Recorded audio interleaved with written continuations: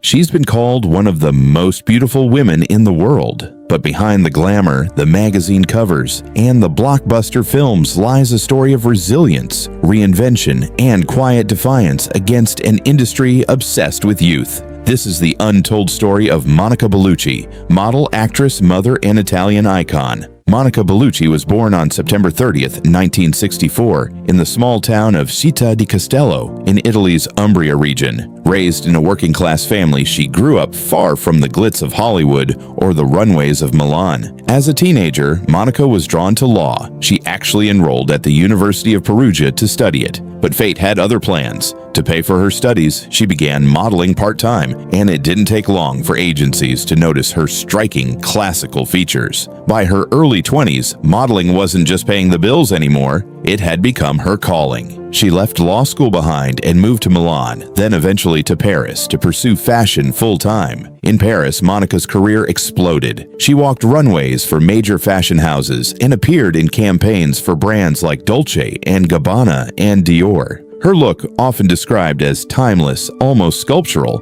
made her a favorite among top photographers. But modeling was never the end game for Monica. She had bigger ambitions. While working in fashion, she began taking acting classes, determined to transition into film, a move many models attempt, but few successfully pull off. Monica's film career began in the early 1990s with small roles in Italian and French productions. Her big international break came in 1992 when she appeared in Francis Ford Coppola's Bram Stoker's Dracula. Though her role was small, it put her on Hollywood's radar. Over the next few years, she balanced European art house films with growing international attention, refusing to be typecast simply as the beautiful face. Her breakout dramatic role came in 2000 with Milena, an Italian film where she played a woman ostracized by her small town during World War II. The role showcased a depth and vulnerability that silenced critics who saw her as just a former model and cemented her as a serious actress.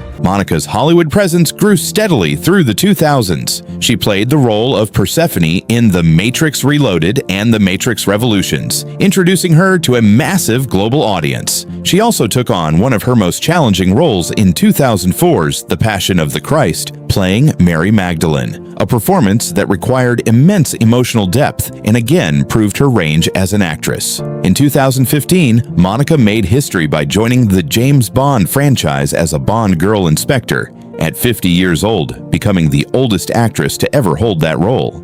It was a landmark moment, not just for her career, but for the industry's long overdue conversation about ageism and the value placed on women as they grow older. Off-screen, Monica's life has been just as compelling. She was married to French actor Vincent Cassel from 1999 to 2013, and the two share 2 daughters together. Even after their divorce, Monica has remained a devoted mother, often speaking about how motherhood reshaped her priorities and her sense of self. Throughout her career, she's been candid about aging in an industry that often discards women once they leave their 20s. Her response has never been to fight it with denial, but to embrace it publicly, becoming an outspoken advocate for redefining beauty standards at every age. Today, Monica Bellucci isn't just remembered as a former model or a Bond girl. She's respected as one of the defining actresses of her generation. Her career spans decades, languages, and genres, proving that reinvention isn't just possible, it's powerful. She's become a symbol of something larger than beauty. The idea that a woman's value, talent, and relevance don't have an expiration date.